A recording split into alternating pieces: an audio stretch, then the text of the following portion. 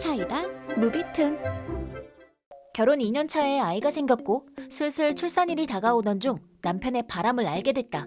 남편의 불륜을 알게 된 건 부부 통장에 저금해뒀던 출산 비용과 육아 비용 5천만 원을 남편이 모두 써버린 사실을 알게 됐기 때문이다.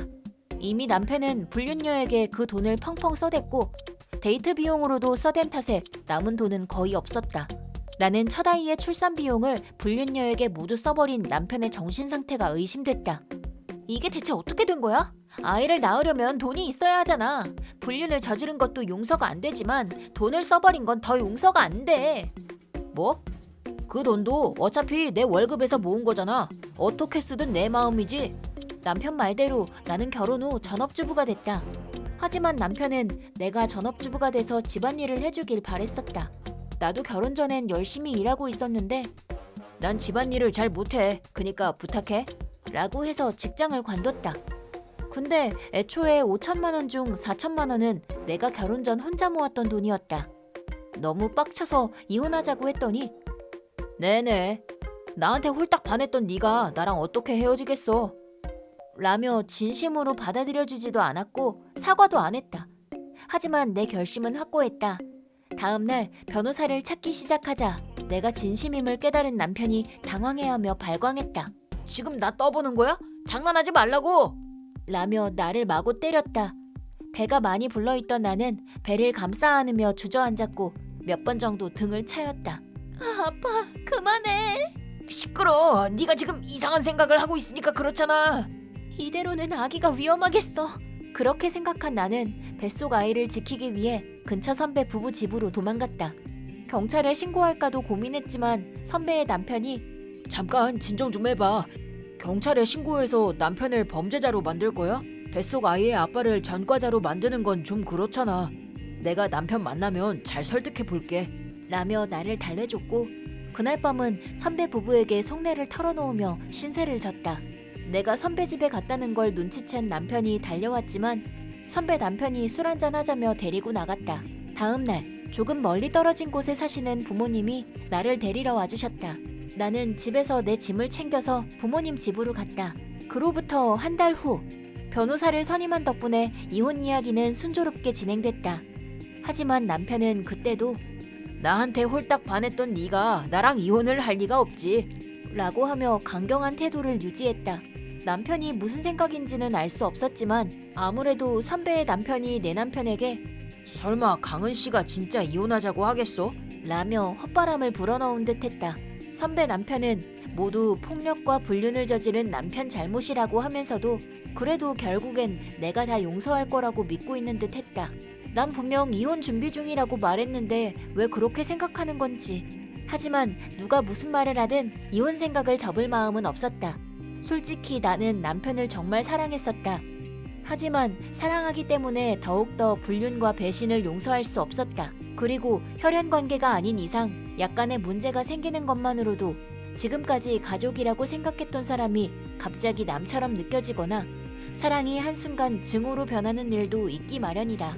게다가 임신 중에 불륜 플러스 출산 비용 탕진 플러스 가정폭력을 당한다면 애정이 사라지는 건 당연한 일이다.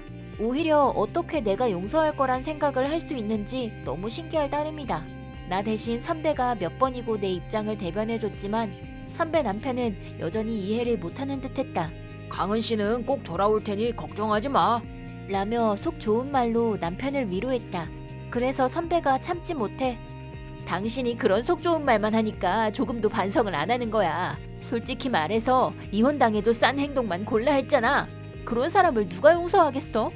라고 했지만 선배 남편은 우리 남편에게 계속 똑같은 이야기만 해댔다. 그런 남편에게 빡친 선배가 어느 날 선배 남편이 새 차를 사기 위해 열심히 모아뒀던 500만 원을 모두 써버렸다고 말해봤다고 한다. 그랬더니 선배 남편은 극대노. 그 틈을 놓치지 않고 선배가 내가 한 행동이랑 똑같은 짓을 한 거야. 아니, 아이의 출산 비용을 써버렸으니 몇 배나 더 못할 짓을 한 거지.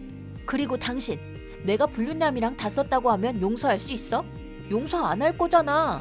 근데 당신은 그걸 계속 커버친 거야. 대체 왜 그러는 건데? 라고 했고 선배 남편도 결국 인정했다.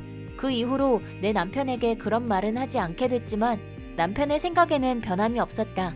참고로 이혼하기 전 아이가 태어났지만 남편은 한 번도 아이를 만나러 오지 않았다. 아내가 먼저 전화로 사과하지 않는 한 계속 안 갈 거야. 이게 바로 내가 아내에게 주는 벌이야.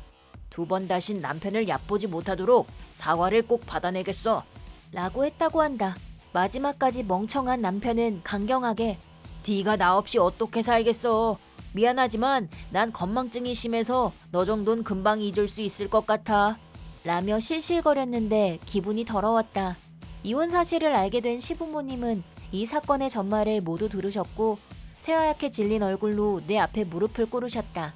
우리 집에 오기 전 남편을 만나서 넌 네가 무슨 짓을 저질렀는지 아직도 모르는 게냐? 뱃속에 아기를 가진 아내를 때리고 발로 찼다고?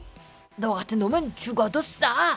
라고 하며 남편이 일어나지 못할 정도로 마구 패줬다고 시어머니가 말씀하셨다. 시아버지는 남편 통장에 있는 돈과 시부모님의 돈을 합해 위자료를 지불해 주셨다. 그리고 이밖에 부족한 돈은 그 녀석이 평생 갚게끔 하마. 정말 미안하구나. 라고 말씀해 주셨다. 남편은 시아버지에게 그런 말을 왜 했어? 걘 이혼하자고 못한다니까? 난 걔가 사과할 때까지 기다려주고 있는 거야. 라며 이해하기 힘든 말을 늘어놨다고. 그걸 말이라고 해? 넌 지금 이혼을 당하는 거야. 왜 강은이가 너한테 사과를 하겠어? 무릎 꿇고 용서를 빌어야 하는 건 너라고. 그 후 남편이 뭐라고 하든 나는 이혼 도장을 받아냈다. 하지만 누가 뭐래도 남편은 결국 내가 숙이고 들어올 거라고 굳게 믿고 있었고 절대 이혼당할 리 없다고 가볍게 생각했었다. 하지만 이혼이 확정되자 갑자기 선배 부부 집을 급습해서 선배 남편에게 울고불고 매달렸다고 한다. 아내가 결국에는 용서해 줄 거라며. 근데 나 이혼당했어. 아니 그건... 하지만 선배 남편이 그런 말을 한 건 사실이었다. 식은땀을 뻘뻘 흘리며 선배에게 도움을 청했지만 선배는 자업자득이지 라는 말과 함께 그 둘을 내쫓아버렸다고 한다. 그리고 선배는 남편한테 연락이 와도 절대 받아주면 안 돼 라며 충고를 해줬다. 나는 원래도 그럴 마음이 전혀 없었는데 예상대로 전 남편이 보낸 폭탄 메일이 쏟아졌다. 그 연락엔 기분 나쁜 내용도 있었고 아이를 협박하는 무서운 내용도 있었다. 그래서 경찰에 다시 신고해둔 상태다. 그 이후에도 내 주변을 맴돌거나 전화로 왜 네 맘대로 이혼하고 난리야? 난 아무런 동의도 안 했는데 라고 따져대곤 했다. 그리고 내가 아이와 단둘이 있는 시간을 노려서 난 네가 사과하기만을 기다렸다고. 빨리 사과하고 돌아와 라고 하며 내게 접근했다. 나는 곧장 경찰서에 신고 전화를 했고 전 남편은 그 자리에서 체포됐다. 전 남편의 불륜 사실이 드러나자마자 회사에도 소문이 났는데 불륜 상대였던 회사 후배의 정체도 밝혀져서 그 여자는 회사를 관두고 고향으로 돌아갔다고 한다. 남겨진 전 남편은 모든 회사 사람들의 타깃이 되어 매일 뒷담과 욕, 무시를 받아야 했다. 남편은 나와의 이혼으로 모든 것을 잃게 된 분노를 내게 풀고 싶었던 모양이었다. 이게 다 본인 탓이라면서 정말 어이가 없었다. 결국 체포된 전 남편을 전 시부모님이 오셔서 데려가셨다.